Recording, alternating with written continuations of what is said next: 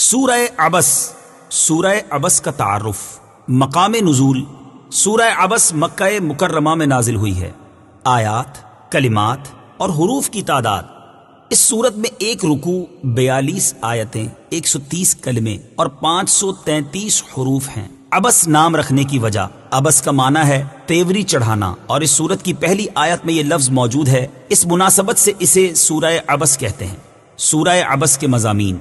اس سورت کا مرکزی مضمون یہ ہے کہ اس میں اللہ تعالیٰ کی وحدانیت، حضور پرنور صلی اللہ تعالی علیہ وآلہ وسلم کی رسالت کے بارے میں بیان کیا گیا، اور اخلاقیات کی اعلیٰ تعلیم دی گئی ہے کہ لوگوں کے درمیان ان کے بنیادی حقوق میں مساوات رکھی جائے، اور اس سورت میں یہ مضامین بیان ہوئے ہیں۔ نمبر 1، اس سورت کی ابتدائی آیات میں اللہ تعالیٰ نے اپنے حبیب صلی اللہ تعالی علیہ وآلہ وسلم کی عظمت و شان ظاہر فرمائی، اور ان کے ایک عاشق حضرت عبداللہ بن ام مکتوم رضی اللہ تعالی عنہ کا واقعہ بیان فرمایا۔ نمبر 2، یہ بتایا گیا کہ قرآن مجید کی آیات تمام مخلوق کے لیے نصیحت ہیں، اور جو چاہے ان سے نصیحت حاصل کرے اور جو چاہے ان سے اعراض کرے۔ نیز ان آیات کی عظمت و شان بیان کی گئی۔ نمبر 3، اللہ تعالیٰ کی نعمتوں کی ناشکری کرنے پر کفار کی سرزنش کی گئی، اور اللہ تعالیٰ کی وحدانیت و قدرت کے دلائل بیان کیے گئے۔ نمبر 4، اس سورت کے آخر میں قیامت کے دہشت ناک مناظر بیان فرمائے گئے، نیز نیک مسلمانوں کا ثواب اور کافروں فاجروں کا عذاب بیان کیا گیا۔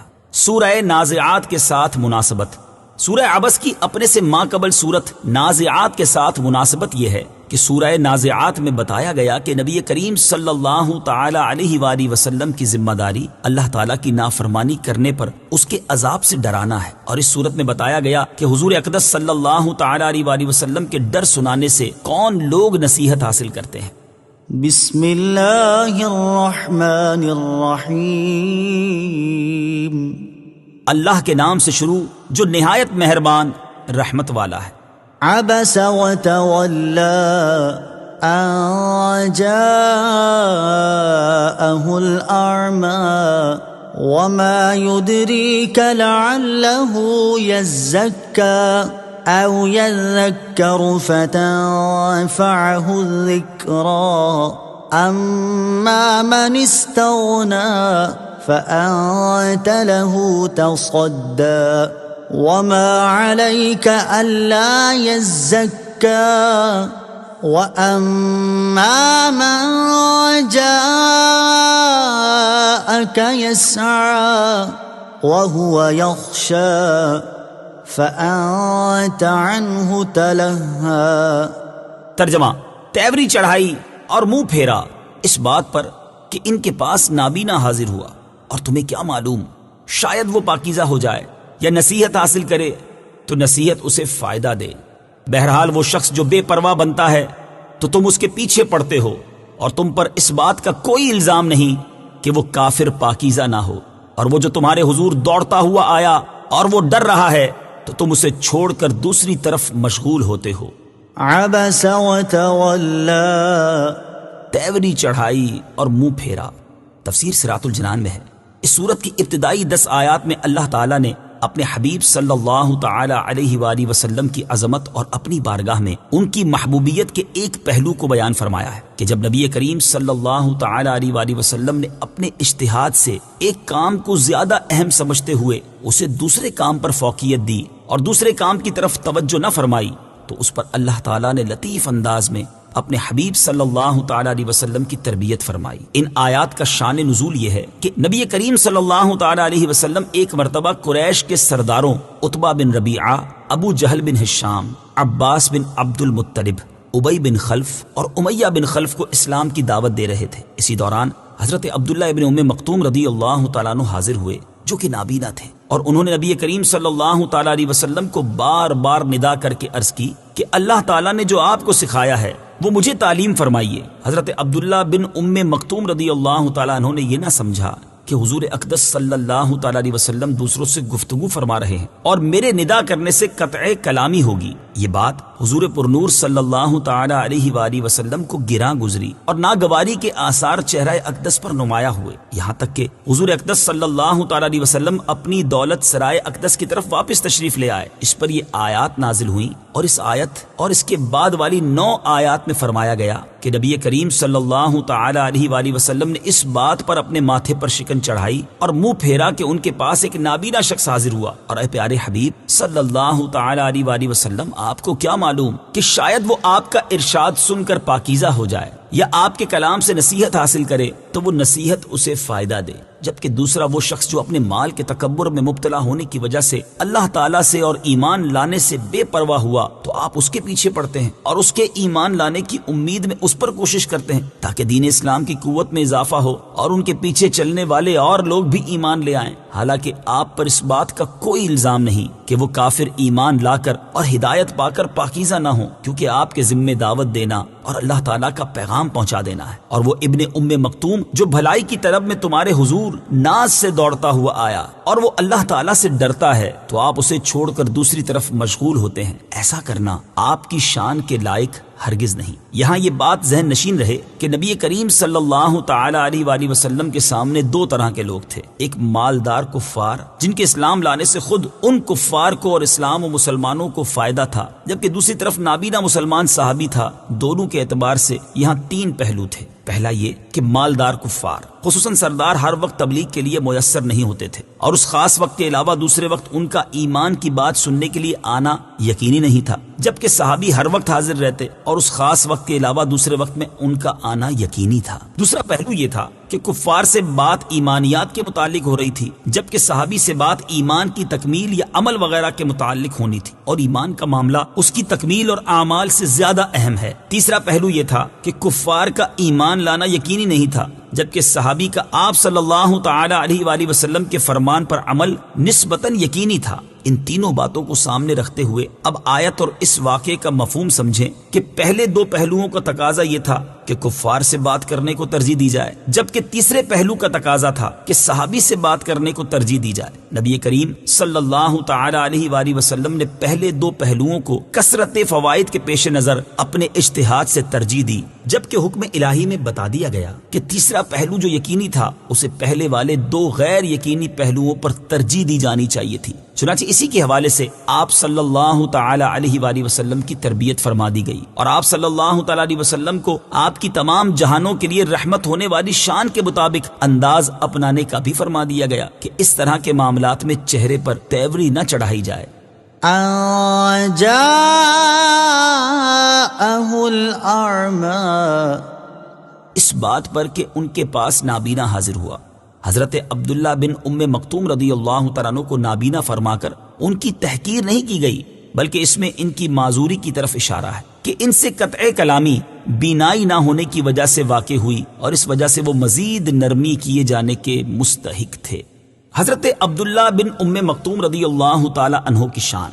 ان آیات کے نازل ہونے کے بعد تاجدار رسالت صلی اللہ تعالی علیہ وآلہ وسلم حضرت عبداللہ بن ام مکتوم رضی اللہ تعالیٰ عنہ کی بہت عزت فرماتے تھے اور خود ان سے ان کی حاجتیں دریافت فرماتے۔ نبی کریم صلی اللہ تعالی علیہ وآلہ وسلم نے غزوات کے دوران 2 مرتبہ حضرت عبداللہ بن ام مکتوم رضی اللہ تعالیٰ عنہ کو مدینہ منورہ میں اپنا نائب بنایا، اور حضرت عبداللہ بن ام مکتوم رضی اللہ تعالیٰ عنہ جنگ قادسیہ میں شہید ہوئے۔ كلا إنها تذكرة فمن شاء ذكره في صحف مكرمة مرفوعة مطهرة بأيدي سفرة كرام بررة۔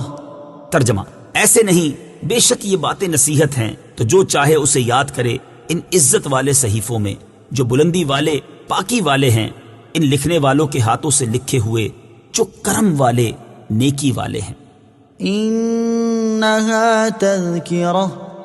بے شک یہ باتیں نصیحت ہیں، تفسیر صراط الجنان میں ہے اس آیت اور اس کے بعد والی 5 آیات کا خلاصہ یہ ہے کہ بے شک قرآن کی آیات مخلوق کے لیے نصیحت ہیں، تو بندوں میں سے جو چاہے ان آیات کو یاد کر کے ان سے نصیحت حاصل کرے اور ان کے تقاضوں کے مطابق عمل کرے، اور جو چاہے ان سے اعراض کرے۔ اور یہ آیات ان صحیفوں میں لکھی ہوئی ہیں جو اللہ تعالیٰ کے نزدیک عزت والے، بلند قدر والے اور پاکی والے ہیں کہ انہیں پاکوں کے سوا کوئی نہیں چھوتا، اور یہ صحیفے ان لکھنے والوں کے ہاتھوں سے لکھے ہوئے ہیں جو کرم والے، نیکی والے اور اللہ تعالیٰ کے فرما بردار ہیں، اور وہ فرشتے ہیں جو ان کو لوح محفوظ سے نقل کرتے ہیں۔ قرآن کریم کی عظمت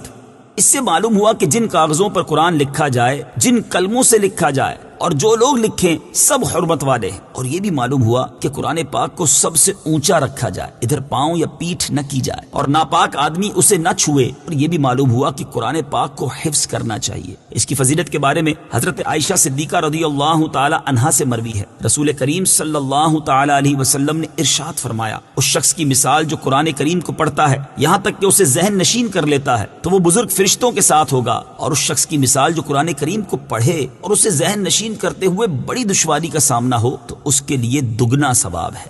قتل الإنسان ما أكفره من أي شيء خلقه من نطفة خلقه فقدره ثم السبيل يسره ثم أماته فأقبره ثم إذا شاء أنشره۔ ترجمہ: آدمی مارا جائے کتنا ناشکرا ہے، اسے کس چیز سے پیدا کیا ہے؟ پانی کی بوند سے اسے پیدا فرمایا، پھر اسے طرح طرح کی حالتوں میں رکھا، پھر راستہ اس کے لیے آسان کر دیا، پھر اسے موت دی، پھر قبر میں رکھوایا، پھر جب چاہے گا اسے باہر نکالے گا۔ قتل الإنسان ما أكفره۔ آدمی مارا جائے کتنا ناشکرا ہے۔ تفسیر صراط الجنان میں ہے اس آیت اور اس کے بعد والی 5 آیات کا خلاصہ یہ ہے کہ کافر آدمی مارا جائے وہ کتنا ناشکرا ہے کہ اللہ تعالیٰ کی کثیر نعمتوں اور بے انتہا احسانات کے باوجود اس کے ساتھ کفر کرتا ہے۔ کیا اس نے غور نہیں کیا کہ اللہ تعالیٰ نے اسے کس حقیر چیز سے پیدا کیا ہے؟ وہ حقیر چیز منی کے پانی کی بوند ہے جس سے اللہ تعالیٰ نے اسے پیدا فرمایا ہے۔ تو جس کی اصل اس جیسی چیز ہے اس کی یہ اوقات کہاں ہے کہ وہ اللہ تعالیٰ کے احکامات ماننے سے تکبر کرے اور اس کے ساتھ کفر کرے۔ اس کے بعد اللہ تعالیٰ نے انسان کی تخلیق، اس کی زندگی کے مراحل اور اس پر اپنے انعامات بیان فرمائے کہ اس نے انسان کو ماں کے پیٹ میں کچھ عرصے نطفے کی شکل میں، کچھ عرصے جمے ہوئے خون کی صورت میں اور کچھ عرصہ گوشت کے ٹکڑے کی شان میں رکھا، پھر اس کے ہاتھ، پاؤں، آنکھیں اور دیگر اعضاء بنائے، یہاں تک کہ اسے انسانی صورت کا جامہ پہنا دیا، پھر اس کے لیے ماں کے پیٹ سے پیدا ہونے کا راستہ آسان کر دیا، پھر اسے دنیاوی زندگی کی مدت پوری ہونے کے بعد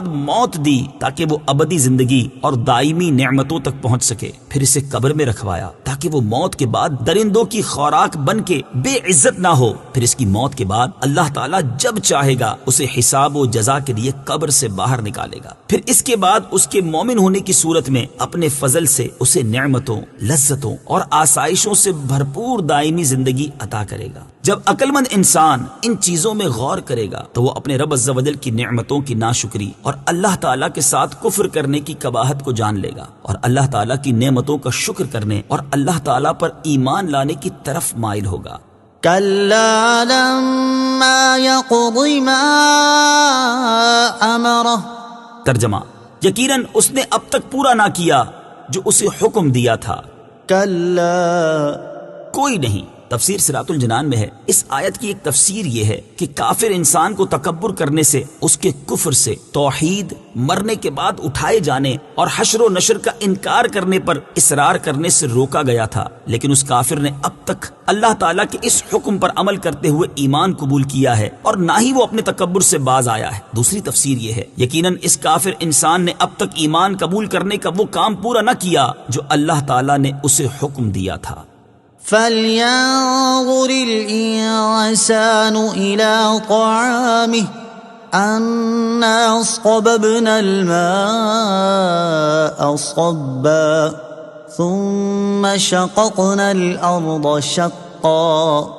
فأنبتنا فيها حبا وعنبا وقضبا وزيتونا ونخلا وحدائق غلبا وفاكهة وأبا متاعا لكم ولأنعامكم۔ ترجمہ: تو آدمی کو چاہیے اپنے کھانوں کو دیکھے کہ ہم نے اچھی طرح پانی ڈالا، پھر زمین کو خوب چیرا تو اس میں اناج اگایا، اور انگور اور چارہ اور زیتون اور کھجور اور گھنے باغیچے اور پھل اور گھاس تمہارے فائدے کے لیے اور تمہارے چوپایوں کے لیے۔ فَلْيَنظُرِ الْإِنسَانُ إِلَىٰ طَعَامِهِ، تو آدمی کو چاہیے اپنے کھانوں کو دیکھے۔ تفسیر صراط الجنان میں ہے، اس سے پہلی آیات میں اللہ تعالیٰ کی وحدانیت اور قدرت کے وہ دلائل بیان کیے گئے جو انسان کی اپنی ذات میں موجود ہیں، اور اب اس عالم میں موجود ان چیزوں کے ذریعے اللہ تعالیٰ کی وحدانیت اور قدرت کے دلائل بیان کیے جا رہے ہیں جو انسان کی ضروریات زندگی میں داخل ہیں، اور انسان اپنی زندگی گزارنے کے لیے ان چیزوں کا محتاج ہے۔ چنانچہ اس آیت اور اس کے بعد والی 8 آیات کا خلاصہ یہ ہے کہ آدمی کو چاہیے کہ وہ اپنے کھانے کی ان چیزوں کو غور سے دیکھ لے جنہیں وہ کھاتا ہے، اور وہ چیزیں اس کی زندگی اور حیات کا سبب ہیں کہ ان میں بھی اس کے رب عز و جل کی قدرت ظاہر ہے۔ انسان غور کرے کہ کس طرح وہ کھانے کی چیزیں اس کے بدن کا حصہ بنتی ہیں، اور کس عجیب نظام سے وہ کام میں آتی ہیں، اور کس طرح رب عز و جل وہ چیزیں عطا فرماتا ہے۔ کھانے کی یہ چیزیں ملنے کا قدرتی نظام یہ ہے کہ اللہ تعالیٰ نے بادل سے زمین پر اچھی طرح بارش کا پانی ڈالا، کیونکہ پانی کھانے والی چیزوں کی پیداوار کا ذریعہ ہے۔ پھر اس نے زمین کو خوب چیرا جس سے دانے کا کمزور پودا نمودار ہوتا ہے۔ اگر رب تعالیٰ زمین کو چیر نہ دیتا تو کمزور کونپل باہر کیسے نکلتی؟ اور تمہارے فائدے کے لیے اس زمین سے اللہ تعالیٰ نے گندم اور جو وغیرہ اناج اگایا جس سے غذا حاصل کی جاتی ہے، اور زمین سے انگور، چارہ، زیتون، کھجور، گھنے باغیچے اور پھل پیدا کیے، اور تمہارے چوپایوں کے فائدے کے لیے گھاس پیدا کی۔ تو غور کرو کہ جس رب تعالیٰ نے اپنے بندوں پر احسان کرتے ہوئے انہیں ایسی عظیم نعمتیں عطا کی ہیں، اس کی عبادت سے منہ پھیرنا اور اس پر ایمان لانے سے تکبر کرنا کسی عقل مند انسان کے شایان شان کس طرح ہو سکتا ہے؟ فَإِذَا جَاءَتِ الصَّاخَّةُ يَوْمَ يَفِرُّ الْمَرْءُ مِنْ أَخِيهِ وَأُمِّهِ وَأَبِيهِ وَصَاحِبَتِهِ وَبَنِيهِ لِكُلِّ امْرِئٍ مِّنْهُمْ يَوْمَئِذٍ شَأْنٌ يُغْنِيهِ۔ ترجمہ: پھر جب وہ کان پھاڑنے والی چنگھاڑ آئے گی، اس دن آدمی اپنے بھائی سے بھاگے گا، اور اپنی ماں اور اپنے باپ اور اپنی بیوی اور اپنے بیٹوں سے۔ ان میں سے ہر ایک کو اس دن ایک ایسی فکر ہوگی جو اسے دوسروں سے لاپرواہ کر دے گی۔ فَإِذَا جَاءَتِ الصَّاخَّةُ، پھر جب وہ کان پھاڑنے والی چنگھاڑ آئے گی۔ تفسیر صراط الجنان میں ہے، اب یہاں سے قیامت کی ہولناکیاں بیان کی جا رہی ہیں، کیونکہ انسان جب ان ہولناکیوں کے بارے میں سنے گا تو اس کے دل میں خوف پیدا ہوگا، اور اسی خوف کی وجہ سے وہ دلائل میں غور و فکر کرنے، کفر سے منہ موڑ کر ایمان قبول کرنے، لوگوں پر تکبر کرنا چھوڑ دینے، اور ہر ایک کے ساتھ عاجزی و انکساری کے ساتھ پیش آنے کی طرف مائل ہوگا۔ چنانچہ اس آیت اور اس کے بعد والی 4 آیات کا خلاصہ یہ ہے کہ جب دوسری بار سور پھونکنے کی کان پھاڑ دینے والی آواز آئے گی تو اس دن آدمی اپنے بھائی، اپنی ماں، اپنے باپ، اپنی بیوی اور اپنے بیٹوں سے بھاگے گا، اور ان میں سے کسی کی طرف توجہ نہیں کرے گا تاکہ ان میں کوئی اپنے حقوق کا مطالبہ نہ کرے، اور ان میں سے ہر ایک کو اس دن ایک ایسی فکر ہوگی جو اسے دوسروں سے لاپرواہ کر دے گی۔ حضرت عبداللہ ابن عباس رضی اللہ تعالی عنہما سے روایت ہے، حضور اقدس صلی اللہ تعالی علیہ وآلہ وسلم نے ارشاد فرمایا، قیامت کے دن تم ننگے پاؤں، ننگے بدن اور بے ختنہ شدہ اٹھائے جاؤ گے۔ ایک صحابیہ رضی اللہ تعالی عنہا نے عرض کی، یا رسول اللہ صلی اللہ تعالی علیہ وآلہ وسلم، کیا لوگ ایک دوسرے کے سطر کو بھی دیکھیں گے؟ ارشاد فرمایا، اے فلاں عورت، لِكُلِّ امْرِئٍ مِّنْهُمْ يَوْمَئِذٍ شَأْنٌ يُغْنِيهِ۔ ترجمہ: ان میں سے ہر ایک کو اس دن ایک ایسی فکر پڑی ہوگی جو اسے دوسروں سے لاپرواہ کر دے گی۔ وجوہ یومئذ مسفرہ ضاحکۃ مستبشرہ ووجوہ يومئذ عليها غبرة ترهقها قترة أولئك هم الكفرة الفجرة۔ ترجمہ، بہت سے چہرے اس دن روشن ہوں گے، ہنستے ہوئے خوشیاں مناتے ہوں گے، اور بہت سے چہروں پر اس دن گرد پڑی ہوگی، ان پر سیاہی چڑھ رہی ہوگی، یہ وہی کافر بدکار ہیں۔ وجوه يومئذ مسفرة، بہت سے چہرے اس دن روشن ہوں گے۔ تفسیر صراط الجنان میں ہے، قیامت کا حال اور اس کی ہولناکیاں بیان فرمانے کے بعد اب اس آیت اور اس کے بعد والی 4 آیات میں مکلف لوگوں کی 2 قسمیں بیان کی جا رہی ہیں۔ نمبر 1 سعادت مند، نمبر 2 بدبخت۔ جو لوگ سعادت مند ہیں ان کا حال یہ ہوگا کہ قیامت کے دن ان کے چہرے ایمان کے نور سے یا رات کی عبادتوں سے یا وضو کے آثار سے روشن ہوں گے، اور حساب سے فارغ ہونے کے بعد وہ اللہ تعالیٰ کی نعمت، اس کی کرم اور اس کی رضا پر ہنستے ہوئے خوشیاں منا رہے ہوں گے۔ اور جو لوگ بدبخت ہیں قیامت کے دن ان کا حال یہ ہوگا کہ ان کی بد عملیوں کی وجہ سے ان کے چہروں پر گرد پڑی ہوگی اور ان کے کفر کی وجہ سے ان پر سیاہی چڑھ رہی ہوگی، یہ وہی کافر بدکار ہیں جن کے ساتھ ایسا سلوک کیا گیا۔ صدق اللہ العظیم۔